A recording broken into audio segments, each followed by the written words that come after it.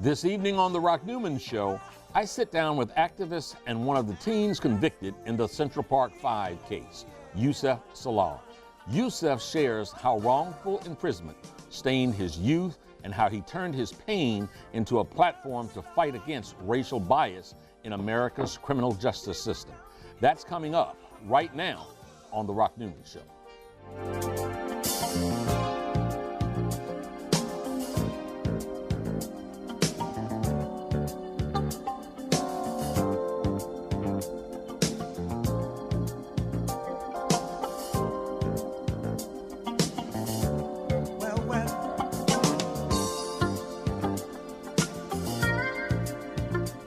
Welcome to the Rock Newman Show from the campus of historic Howard University, located in the nation's capital.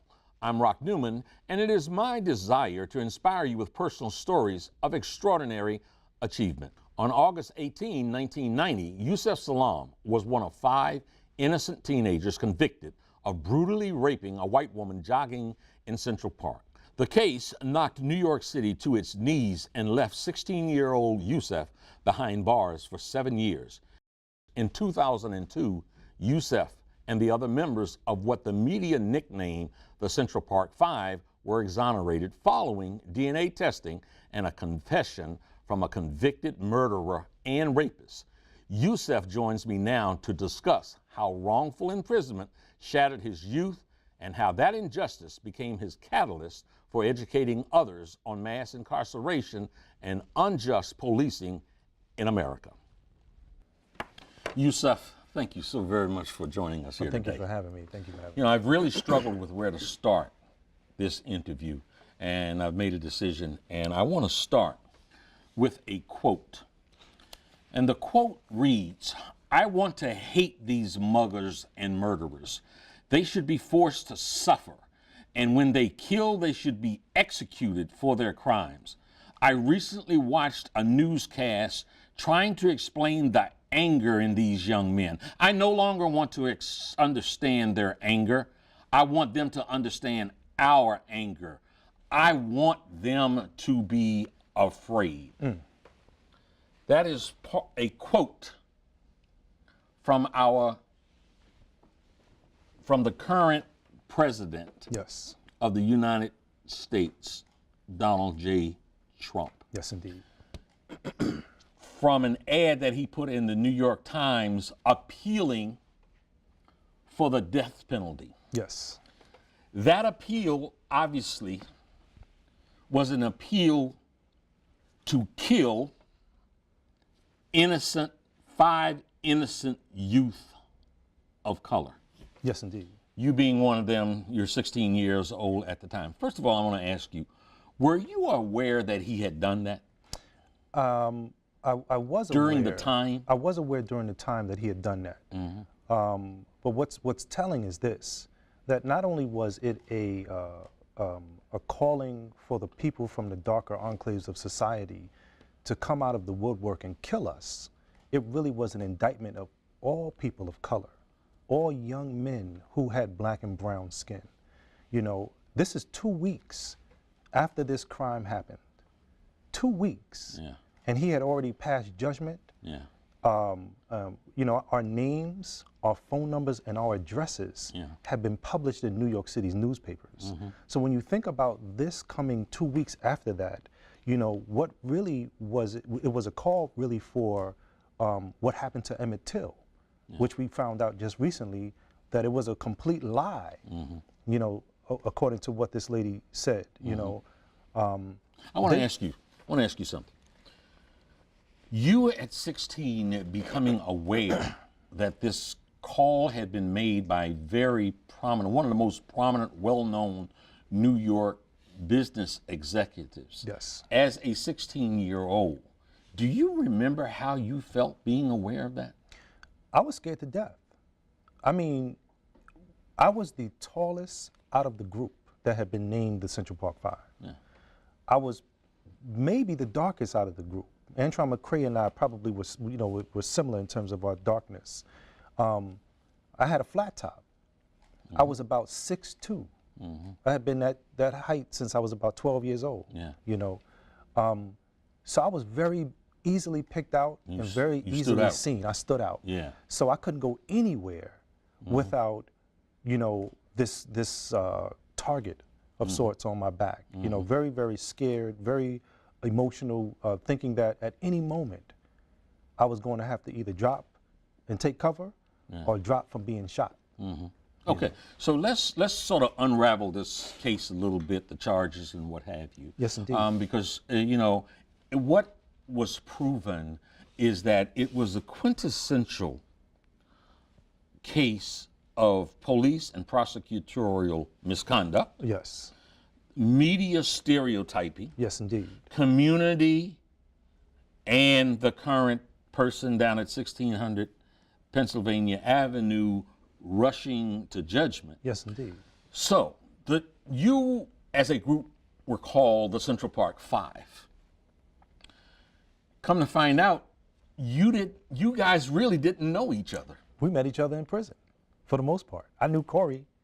You know, he was my best friend at the time. You know, I had seen Antron in the neighborhood.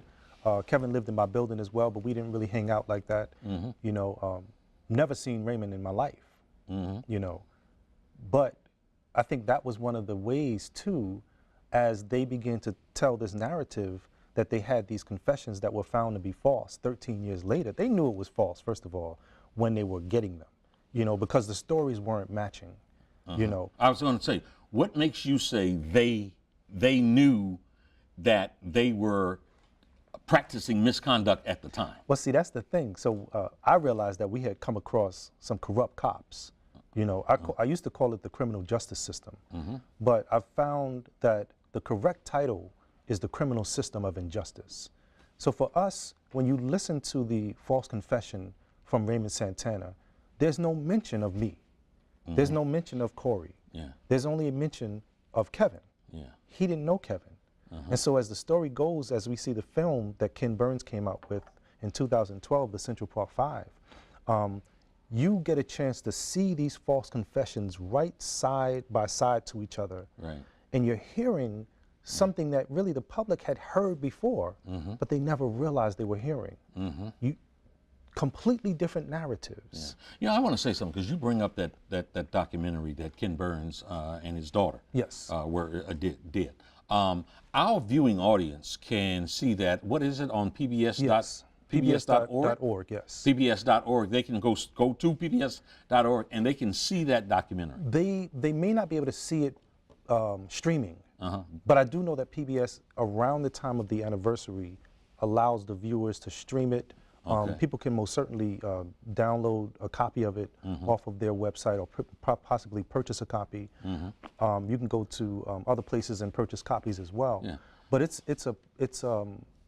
a powerful film that told the truth about the case and gave us our lives back. And what's even more telling about this is that we were found to be innocent in 2002. The film came out in 2012, and people thought we were still guilty. The power of the media. Yes. The absolute appraisal power of the media, because they had appraised you. What was the perfect storm? You know, I mean, you had the billionaire. That's right. Talking about what he, you know, what he really reached into the collective of the white people and the white power structure, in that he said, we want them to now know our pain when they do these things. And it was an indictment, like I said, against all people of color. Our only crime was that we were born with darker skin, you know. But because he said it, it made it more believable. It was almost like this whole idea now that if your name happens to pop up in the media as a person of interest, the public's idea and thought through technology is this is not a person of interest, that this is a person who is actually guilty of the crime, right? The system says innocent until proven guilty, but if your name is in the media and your name is under their radar, you are guilty and have to prove yourself innocent if you're a person of color. Especially when you have a prominent person saying kill him. Yes.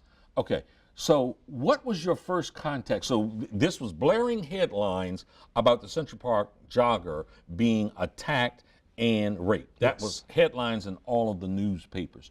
What was your first contact with the police after that headline? Well, so we were already picked up. We got picked up either that night or the night after. Individually? Yes. So as they began to pick us up, and they started to use the Reid Technique on us, and I'm not sure if the viewing audience knows and understands what the Reid Technique, but when you watch television, I think, you know, for those who watch shows like Blue Bloods or NCIS, New York, Miami, LA, any of the other shows, I mean, these are great shows, and I love them because the ideal is that this is the criminal justice system that we want.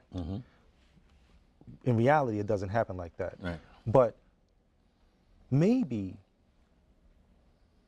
30 to 50% of what you're seeing is what they actually do in these interrogation rooms. You So know? they started practicing the Reid Technique on you, and again, Right. the Reid Technique is what? So the Reid Technique is, I don't know the actual everything that happens, but what they did was first they invade your space. So here we were 14, 15, and 16-year-old boys. Yeah.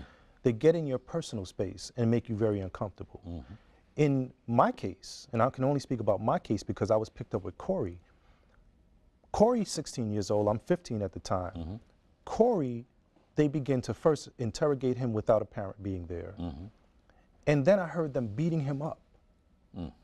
And as a point of intimidation, they would come to the room that I was in and kind of look in, wink at me, and tell me that I was next. And so you can imagine my level of fear, where all I've known about You hear them police like officers. next door somewhere? I hear them physically beating him up. Thumping? Is Corey crying Corey out? is yelling. Yeah. At one point, after a long period of time, Corey then says, okay, I'll tell you. Okay. And see, to kind of give you another piece of the puzzle that hasn't really been spoken about a lot, they took Corey and Kevin back to the scene of the crime. We had not a shred of evidence on us. Yeah. A 15-year-old boy, a 20-year-old boy or girl can't make a peanut butter and jelly sandwich without leaving DNA evidence to their parents that they were there, right? Just like young people today, Corey's shoes were untied. So the officer says to Corey, your shoes untied. Now, normally a person would say, so what? This is how I like wearing my shoes, right? But because this was an authority figure and Corey was so-called in trouble, Corey bends down to tie his shoe. Another officer comes by and tries to bump Corey into the blood. At the scene? At the scene of the crime. Corey made 4 or 5 completely different videotape statements. Completely different.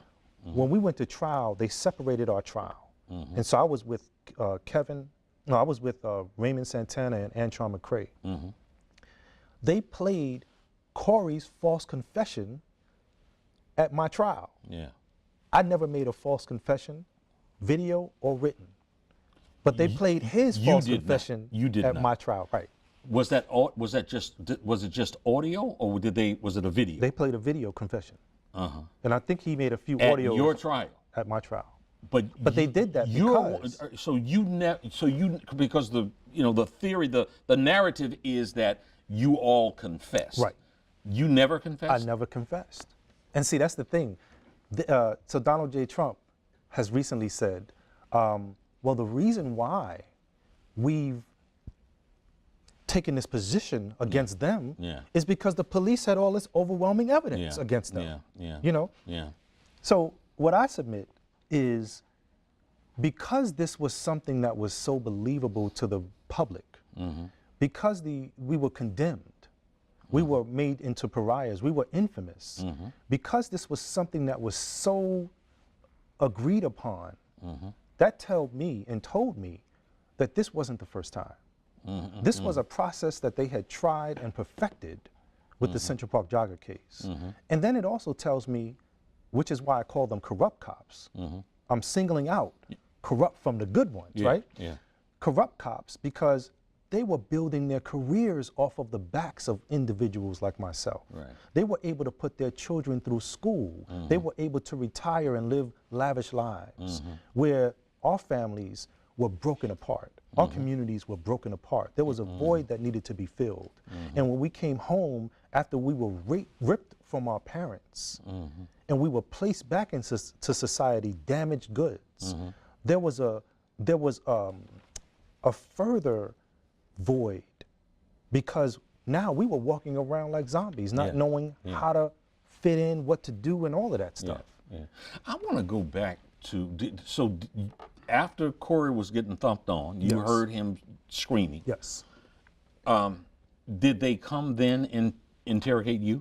They came a few times to interrogate me, and at one point, the officer that was interrogating me says, "How old are you?"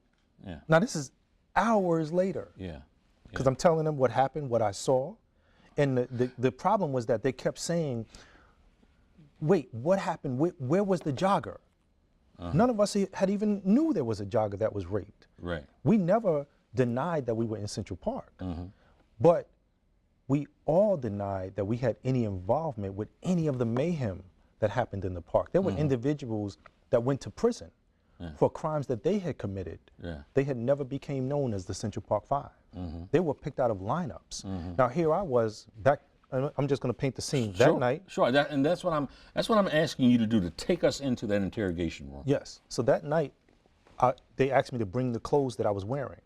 That night, I had on a sky blue pair of pants, a sky blue jacket, and on my pants, I'm a graphic designer. So I had art on my pants. I mean, and I say all of that because here I was 6'2" at the time, with a flat top, with a outfit that almost looked white, with the lights in Central Park. And I was not picked out of any lineups. When you checked our clothes, there was not a shred of blood on it. There was no evidence at all. The only evidence that told that we had been in the park was that we said we had been in the park, but then we told you what we saw, that we were all innocent witnesses, you know? And the worst part is that they took the story and presented it to the public and said, these guys decided to do wilding. Manufactured a word. Well, I gave it a definition that we hadn't given it. But that night, that interrogation room caused me to believe that I most certainly was not going to live beyond that day. Whoa. That's how. So you're in that room thinking, I'm done. I mean, they're gonna kill me. I thought they was gonna kill me. I thought my mom wasn't gonna even know I was there. You know. Why did you feel? What was going on that made you feel that? Because she wasn't. I didn't know she was there. They separated us. What was going on in that room that made you have that sort of morbid fear? Like I said, part of it was the immediate proximity of these grown men. Who were very angry, who were up in our faces, who were telling us what they were going to do to us, who were telling us what was going to happen to us in prison. And I mean, just and the that whole, was what did they say they were going to do to you, and what did they say was going to happen to you in prison? You know, the one guy said that we needed to, told me that I needed to sew my butthole up. Just get the surgery done, sew your butthole up, because it's going down. You know, you're going to become somebody's B-I-T-C-H, you know, get your mouth ready. You know, I mean, just stuff that I don't even say, you know, even playing with folks, you know. And I think that's one of the reasons why those false confessions happened. Because fast forward to the trial, there's an individual who was in the Central Park 5 film, who was a juror, who says, I was going crazy. I couldn't, there was no evidence against them, there was this, there was that, but the rest of the people that were jurors were against me. And I just wanted to get out of there. So I found some cockamamie excuse to vote guilty just so that I can get out of there. So I say that because when we back up in time and we go back to the interrogation room, we realize that it wasn't an hour that passed by. It was upwards of 13 to 18 hours of interrogation processes, not giving you anything to eat, not giving you anything to drink. When you try to fall asleep, they wake you up. You begin to live in this so-called deliriousness. You know, you're like living in a nightmare on Elm Street for real, and you just want it to be over. And so at some point, some of the group, some of the individuals who they called the Central Park Five started to say they did it, that they attacked the girl. Yes, absolutely, absolutely. And when you, the reason why I mentioned the Central Park Five film that Ken Burns made is because the video from 1989 in those interrogations is in the film. So now the public is seeing, hold up, Kevin is saying she had neon blinking shorts on. Antron is saying she had on all black. They're saying it happened up here, and somebody's saying it happened down there. Nothing matched. None of the stories were gelling, you know? And in some of the stories, because Kevin and Raymond were picked up that night, Kevin didn't know Raymond, Raymond didn't know Kevin. So they asking Raymond to tell the story what happened. Raymond is telling the story. They're saying, no, you gotta tell us about the jogger. And then they put a photo of Kevin in front of Raymond. Now, unbeknownst to Raymond, they had jumped on Kevin and hit him with their helmet right below their, like somewhere on his face, and it looked like a scratch mark. They said to Raymond, do you know this guy? Of course, he didn't know who he was. They said, you see that scratch mark on his face? That came from the Central Park jogger. We know he did it. He's going down. But he's saying that you did it. You seem like a good boy. You got to give us something. And so now you begin to formulate, wait, first of all, I don't know this guy. Second of all, they're telling me that this guy is saying that I did this? He did it. So how can I? So you start, of course. you know what I'm saying? Let me push the blame. And so now you're concocting a story, you know? You're making everything up. And the most interesting thing is when you look at, say, Corey's story. Corey says, the officer was in the room with me. And after they beat me up, the officer said to me, you're gonna go in this room and you're gonna make a confession. And I'm gonna be there and I'm gonna make sure that you do it. And so when we look at the video footage of 1989, after Corey makes this false confession, there's one point in the film, not the film Central Park 5, but the video footage from this interrogation where they give him a can of soda. And I want people to look at that. He grabs the can of soda like he hadn't had anything to drink in a long time. So he grabs the can of soda and then doesn't open it. And then he finishes telling this story. And then he gets up and thanks Elizabeth Lederer after the interrogation is over. And you hear a voice off camera that says, sit back down. So, I mean, it was this, the way that that this story came about was, it was a classic, you know, King Kong kind of story. You know, the black man. You know, do me a favor, before you tell me that, because you said something I want to go back to. You said they took Corey to the scene. His shoes were untied. They said it, the shoes untied, so he bends down to tie his shoe. And it is your and his thinking that an officer tried to push him. Oh no, it happened. He just didn't fall. Tried to push him into the blood. To the blood. So therefore, they took him to the scene. His DNA would have been. Her DNA would have been on him. And then it would have been a match of, he has blood on him from being at the scene. She had lost 3/4 of her blood. How do you lose 3/4 of your blood and nobody has any marks, nobody has any blood, nobody has anything on them? Oh boy. Which is why, even with this photo that they showed Raymond, they said, look at this mark. That came from the jogger. And I mentioned the shows NCIS and stuff like that because we know that forensics is a science. They can tell by, first of all, if they came into this space and something happened, they could tell by the splatter of blood how tall the assailant was, Yeah, what yeah, yeah. arm they used Yeah. to carry out the crime, Yeah. the whole 9 yards. So at what they point- checked underneath her nails. Uh-huh. There was no evidence At that what point did Corey realize what that was all about? Was this after you guys had been released? Did you all talk about this while you were in prison?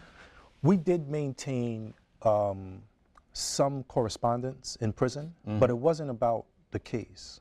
It was mostly about, hey, how you doing? Yeah. You know, the prison sentence that we were given wasn't a prison sentence. It was a death sentence. Yeah. This wasn't something that we were supposed to survive in prison from. Yeah. And so when you look at my story, which is completely different from Kevin's story, which is completely different from, I mean, we all have individual stories. Yeah. Corey's story, I think, is the most damaging because Corey went from being a free person to going to Rikers Island to going to Attica at 16. Yeah. All the rest of us went from being free persons Yeah. to going to Spofford until we got bailed out, those of us who were able to get bailed out. And then when we got convicted, they said they made a mistake and sent us to Rikers Island. And then a week later or so, they said, oh, that's right, you guys are supposed to be in Spofford. Right. So they brought us from Rikers Island and sent us back to Spofford. And then they began to send us up to maximum age security youth facilities.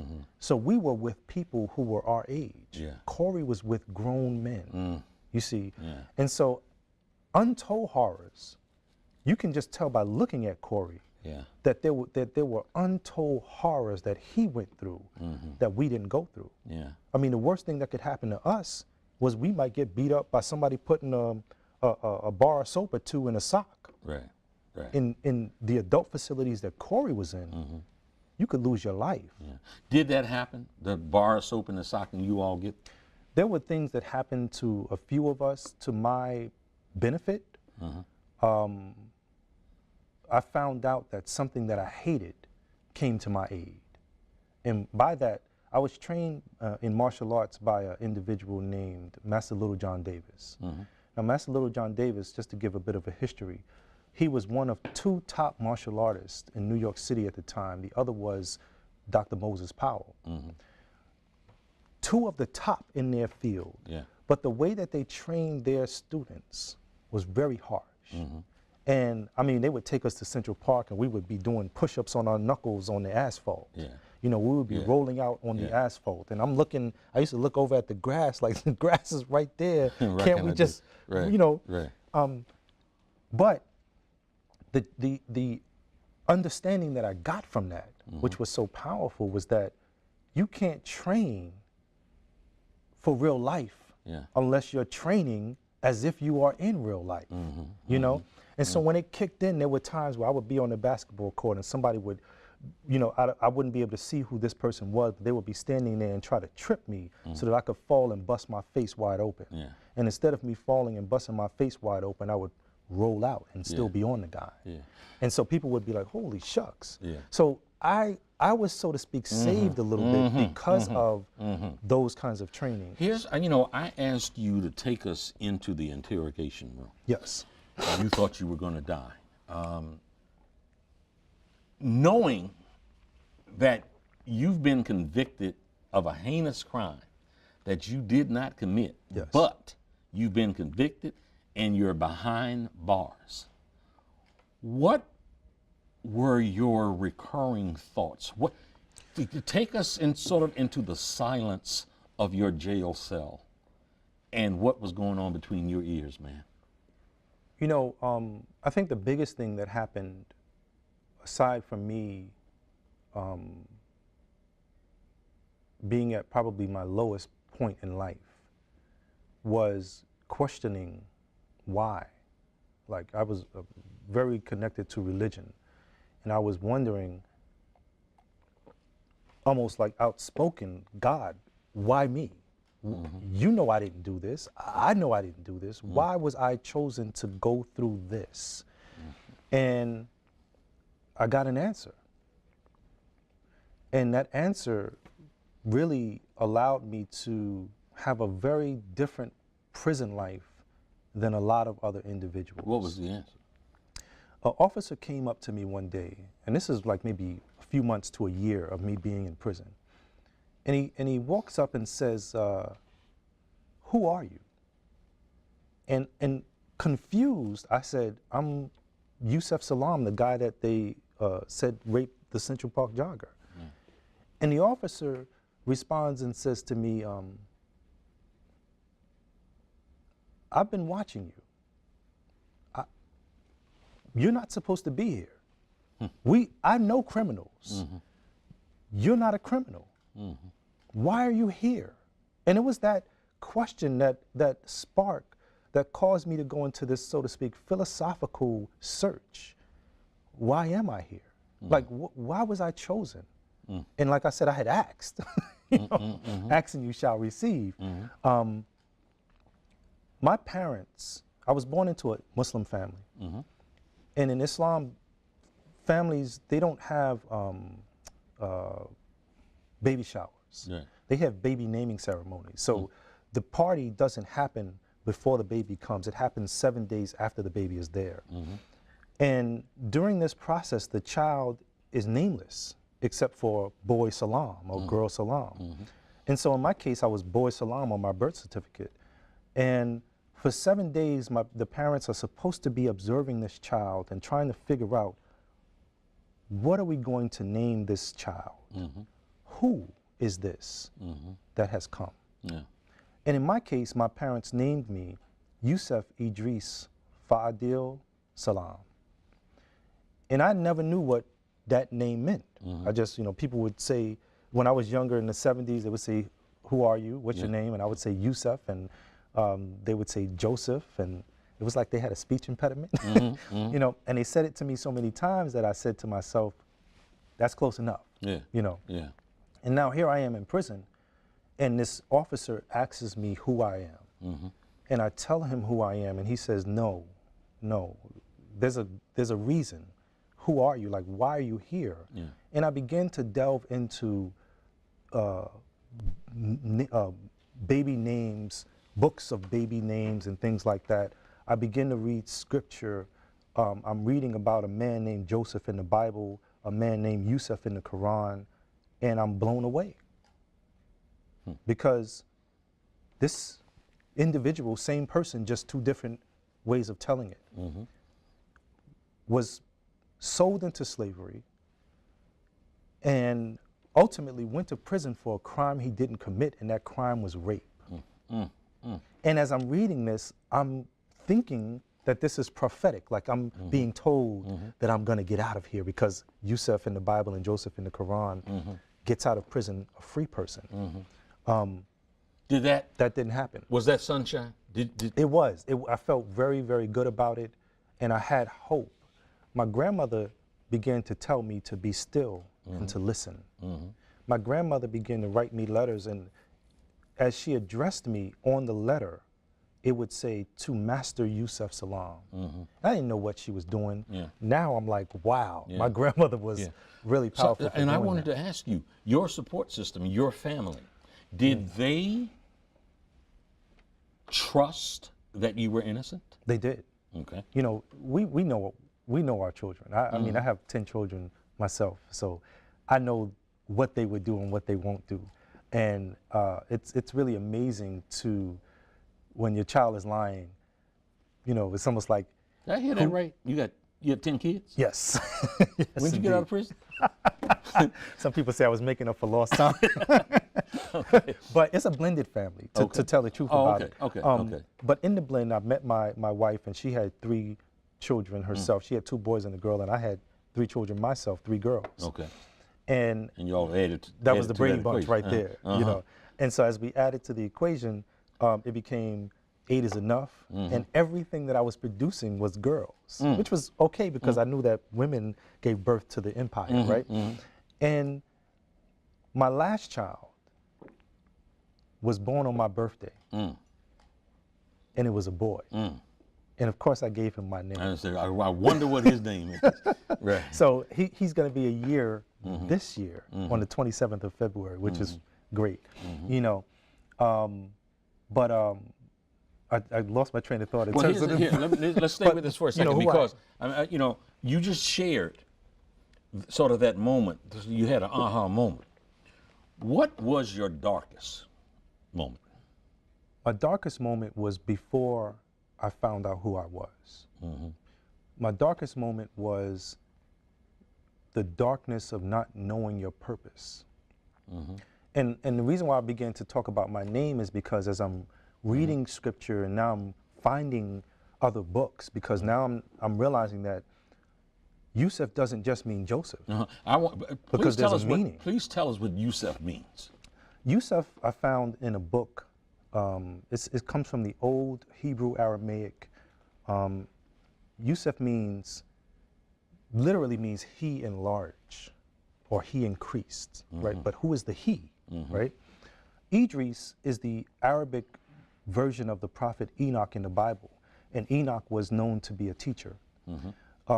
Fa'adil is like the joining of two Arabic words, fa, with, and adil, justice, right? And of course, salam, everybody knows salam is peace. Right. But when you put this all together, I found out in prison that my name meant God will increase the teacher with justice and peace.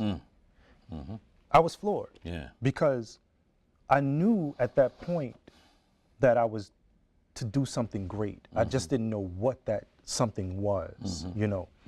And as time progressed and I realized that I had this knack of being able to counsel folks and to talk to people and to kind of help people, you know, I realized that even though I was a graphic designer, even though I'm very much into computers and I can take this iPad apart and put it back together, no problems. You know, if I drop it, most people would say, "Oh my goodness, my screen." And I would just be like, "Got to buy a new screen and put the screen on when I get a chance." You know, so I realized that even though I had those tools, my mother had been telling me before I went to prison. She said, "You know, God blesses you with your purpose and your gifts, and your gifts are what is going to allow you to survive." And she said that God gave me multiple gifts because on one hand I was into writing rhymes, a tool that I used when they convicted me. You know, I stood up and said a rhyme. Do you remember what you said? I remember everything I said. Wow.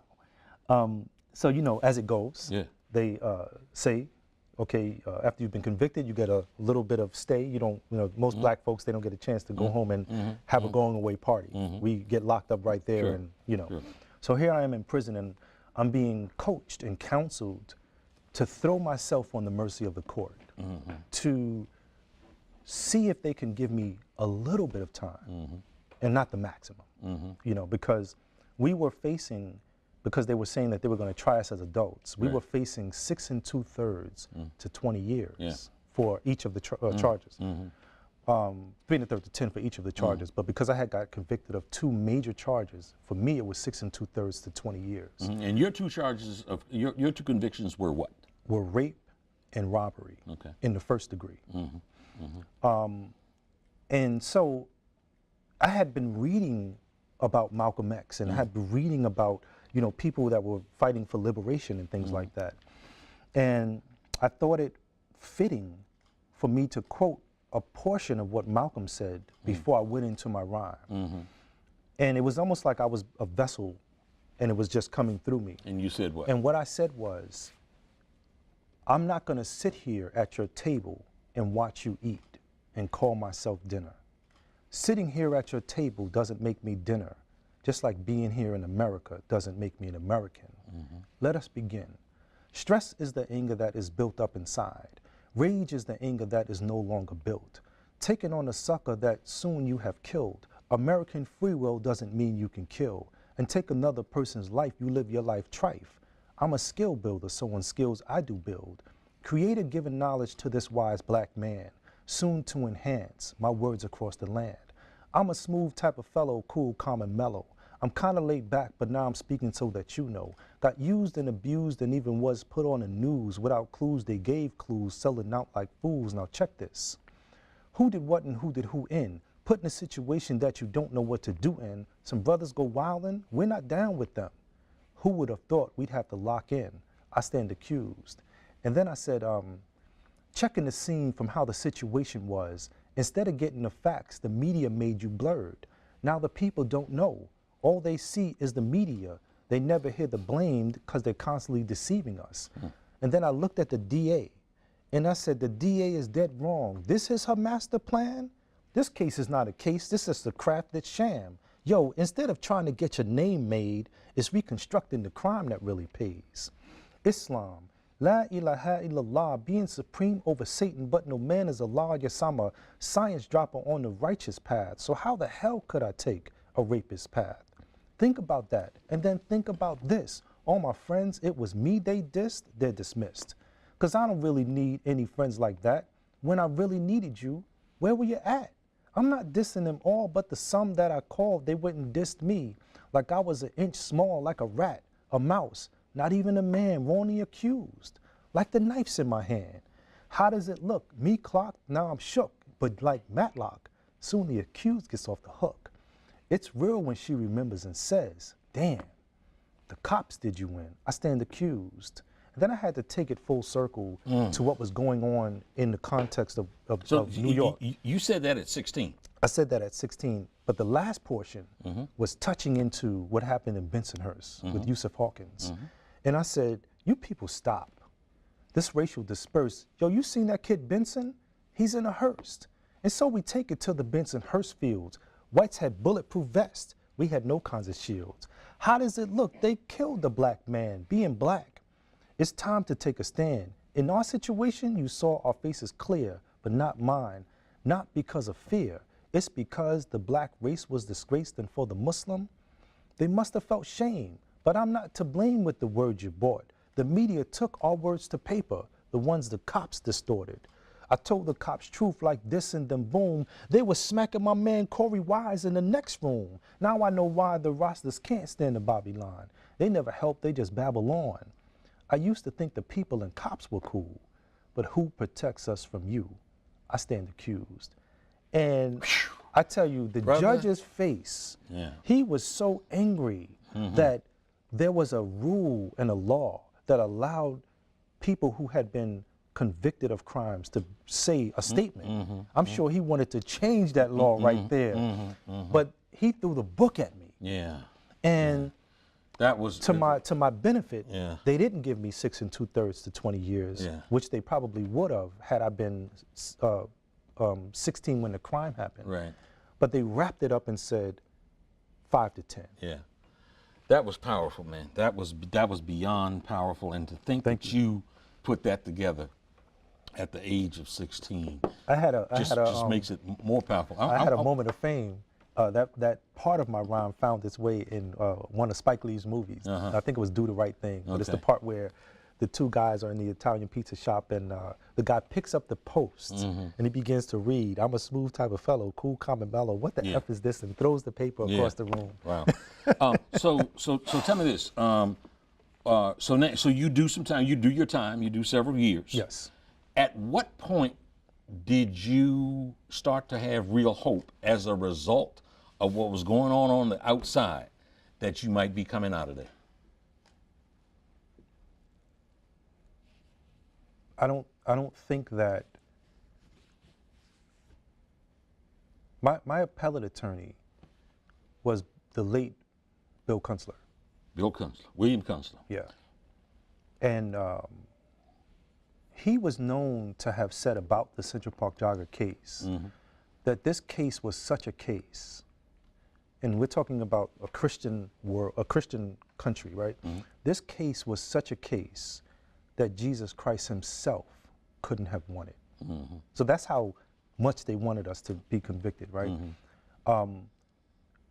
Every thing, every tool, every protest, every march, everything that was happening on the streets was falling on deaf ears.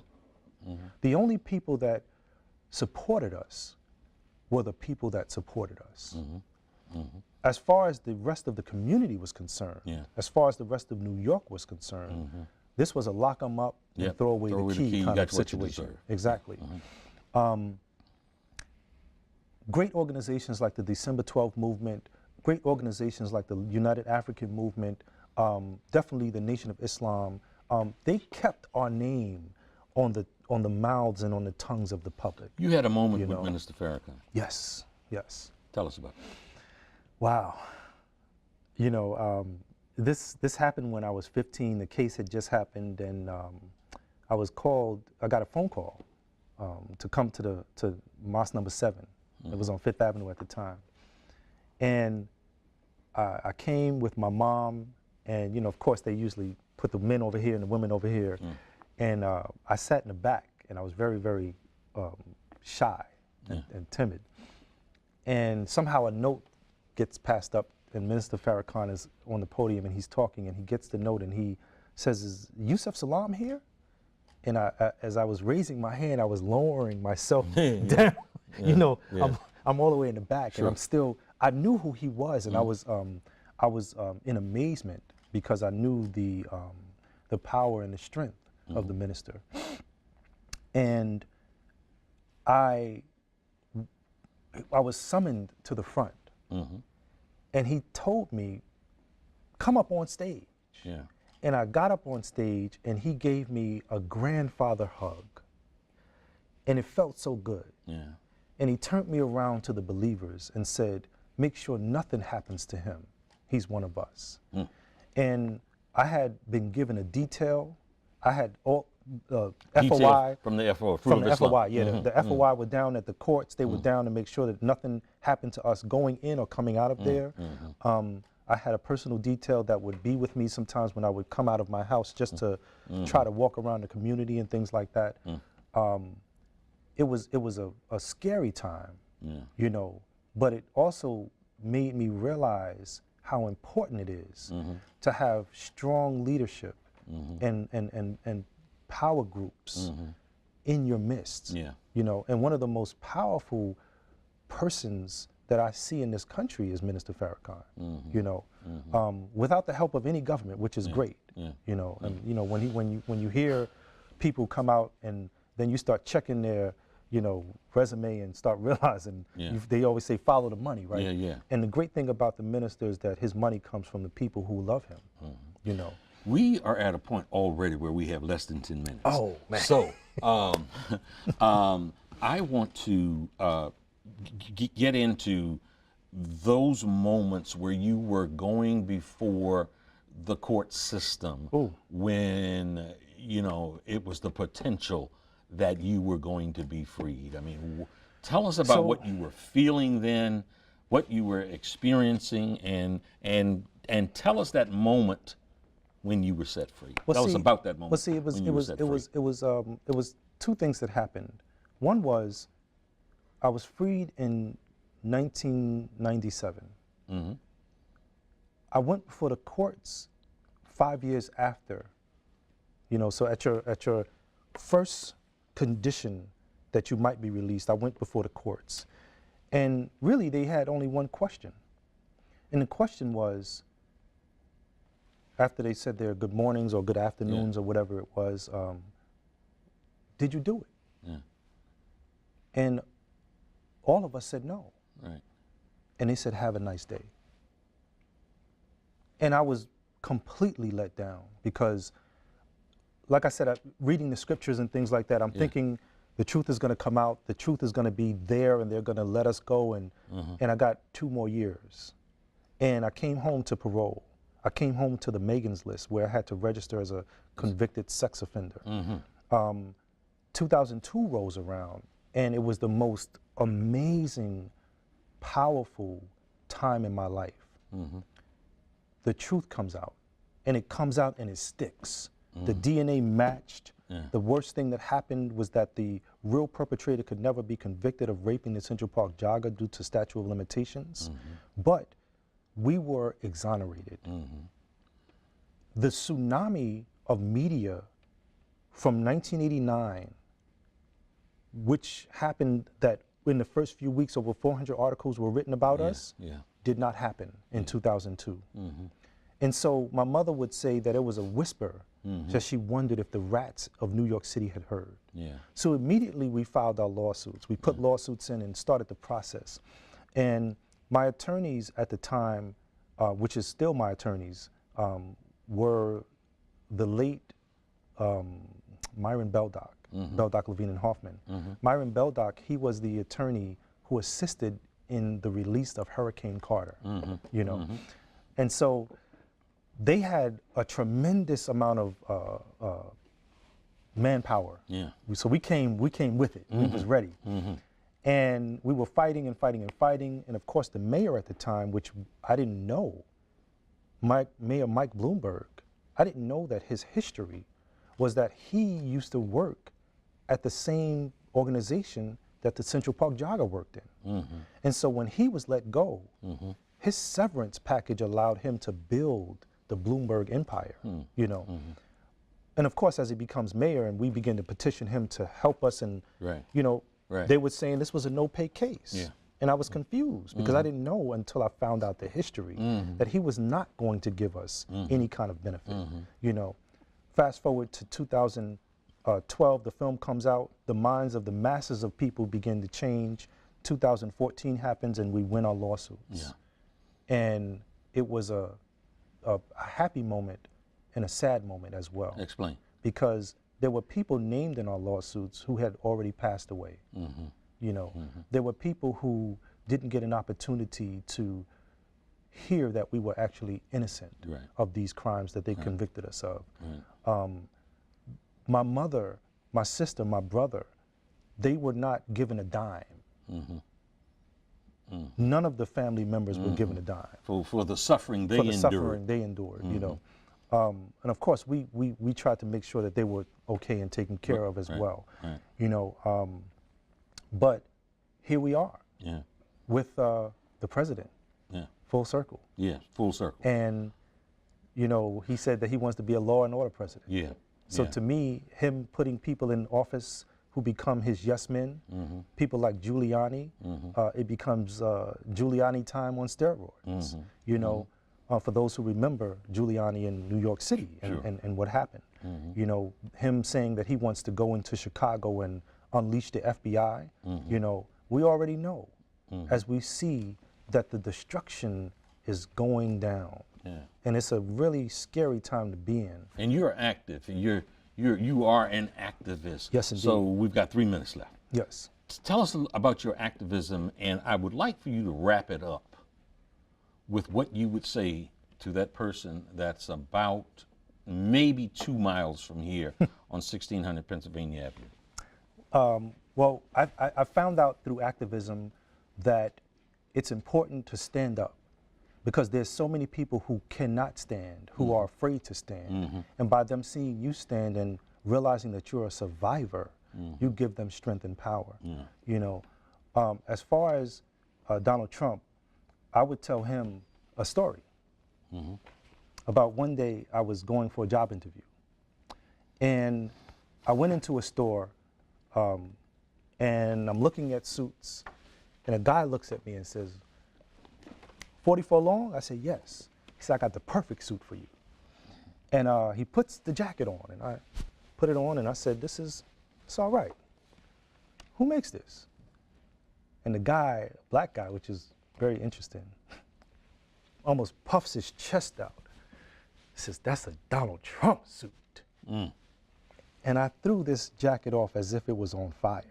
Now, he didn't know who I was and didn't know why I had done it. You got out of that jacket quick, fast. You know, but, you know, I don't know what you can tell a person who's made up his mind. You know, in social media, you know, the Central Park Five have taken a position that we have beef forever. Have beef. We have beef forever. You know, we've taken a position, hashtag not my president, you know, and that's very real, because for the people who voted for him, there was a certain attraction to, maybe if I rub elbows with this guy, I can kind of get some of what he has, without realizing there is no sharing once you reach that upper echelons, you know. And a lot of people are beginning to realize that now. And so for us, you know, it's definitely, I will echo what the nation has said, that it's nation time. I will echo that we need to come together as a people ourselves and realize that we have to help ourselves, and our unity is more powerful than shooting a bullet or a bomb, you know, and we have to be that. And we have to convict ourselves to following the process and standing and being counted. How old is your son? My son, he's gonna be 1 year, so he's 11 months. We've got about 45 seconds. What's the message that you most give young Yusef? Wow. You know, I gave him my name because I wanted him to be able to get the beauty out of it and not the sad story that I went through. He will never know what it was like to go through the hell that I went through, but he'll hear about it and read about it. And I hope that it will empower him as he moves into his life to become a powerful presence. Yusef, you have absolutely empowered this table here today. And hopefully your message resonates extremely well with those that are looking in. Thank you so much for being here. Folks, that wraps us for this evening. For more information on this program or any other program produced by WHUT, go to WHUT.org. Goodbye and God bless.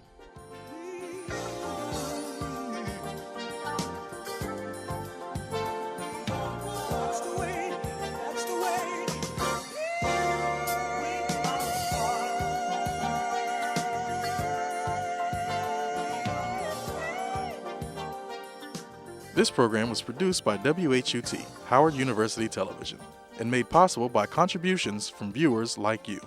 Thank you.